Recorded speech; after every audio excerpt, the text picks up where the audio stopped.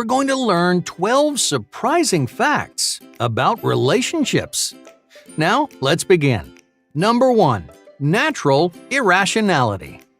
Love makes you do stupid things. You take pointless risks. You can't concentrate, your judgment's so clouded by powerful emotions that you rarely realize how irrational that you're being. So why is love such a blinding feeling? Love releases neurotransmitters like norepinephrine, dopamine, and serotonin. These chemicals consistently stimulate and reward your body and brain. They fill you with adrenaline and they raise your heart rate. They make you lose sleep and skip meals. You act impulsively because you're overwhelmed by a cocktail of pleasurable chemicals. Unfortunately, there's nothing you can do about it. Falling in love is a natural process, like eating or sleeping, so don't be surprised if love makes you at least a little bit crazy. Number 2. Matching happiness. Have you ever noticed how couples start to look alike over the years? This is an extremely common trend. When two people spend that much time with each other, their styles gradually blend together. But I'm not just talking about their clothes and haircuts. Older couples usually have wrinkles in the same places. If, for example, they spent a lot of time smiling, their faces will develop the same lines. You can often tell which couples are the happiest by how similar they look. Number 3. Overrated grandeur. Any romantic movie will sell you the idea that grand gestures will unlock your partner's heart, but those big, expensive gifts aren't nearly as moving as you think. One study found that most partners prefer small favors to grand gestures. The point is to show the other person that you care, right? Grand gestures do show that you care, but they also make people uncomfortable. They might worry about how much money you spent and start to feel guilty. Some people feel like you're trying to buy their love. Their reaction doesn't usually line up with what you imagined, which makes your gesture feel like a waste. People prefer small favors because they communicate the same feelings without breaking the bank. And the best part is, you can do them way more often. Number 4. Cardiovascular health. A review of 34 different studies containing over 2 million participants revealed the amazing health benefits of being in a relationship. It significantly lowers the risk of coronary heart disease and cardiovascular disease. Married men and women also have less heart attacks and strokes. In other words, relationships don't just make you feel good, they help you live longer. Number 5. Chemistry in tears. Can you quantify the chemistry between two people? It's a hard thing to really put a label on. It looks so different in every situation. Two people might have amazing chemistry at work and then terrible chemistry an hour later at dinner. In many ways, chemistry boils down to one very complicated question. How well can you relate to the person that you're with? There might be some things about your partner that you really connect with. Maybe it's a hobby or an opinion that the two of you have in common. At the same time, your partner might also do, think, or say things that you just can't wrap your head around. To make sense of the way people relate to each other, psychologist Eric Berne came up with 3 tiers of commonality. Each tier highlights a specific part of you and your partner's identity.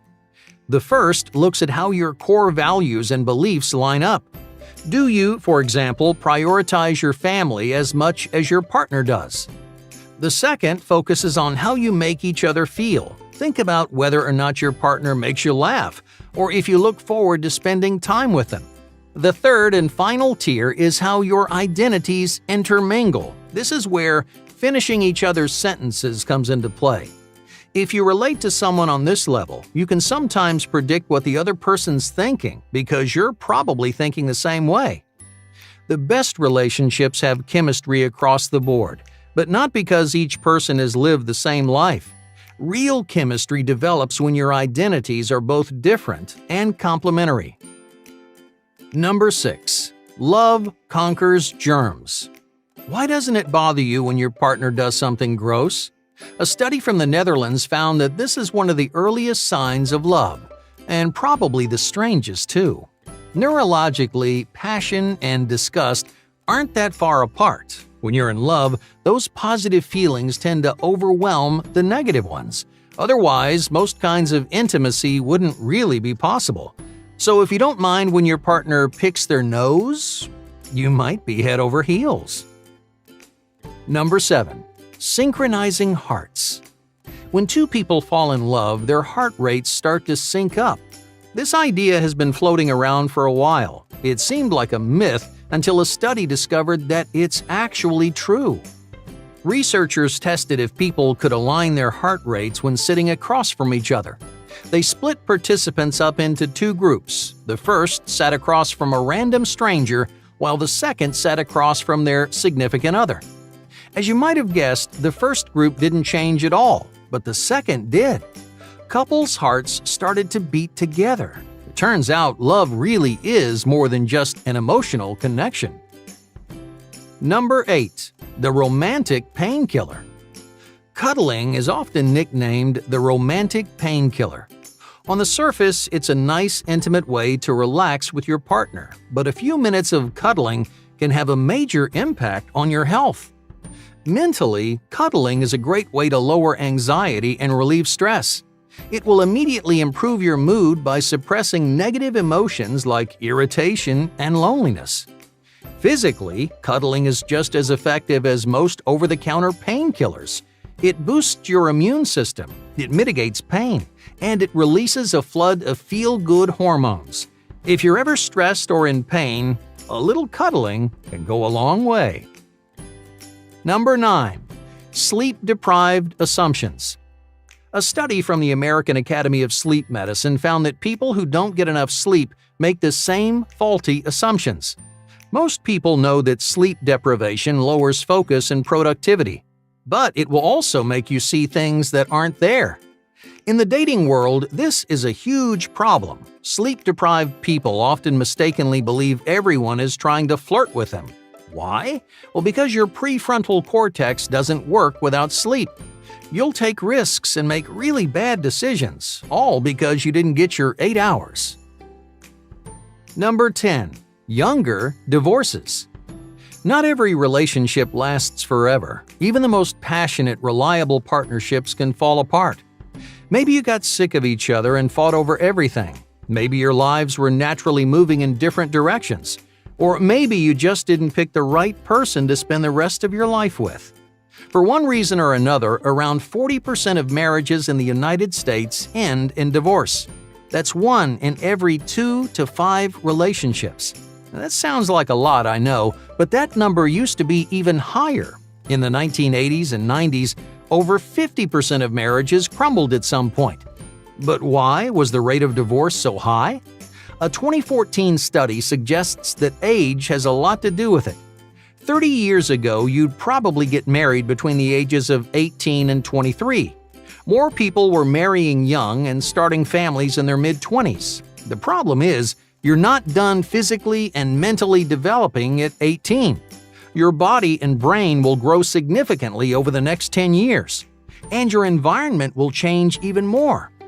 You'll experiment with different careers, live in diverse places, and make new friends. In your late 20s, you'll feel like a completely different person. While that's certainly healthy for you, it can create quite a bit of conflict in a relationship. Someone you loved when you were 18 may not have the same appeal when you're 28. This isn't always the case, but it is one big reason why younger marriages are more likely to end in separation. Nowadays, the average age of someone's first marriage is much higher. It's around 27 for women and 29 for men.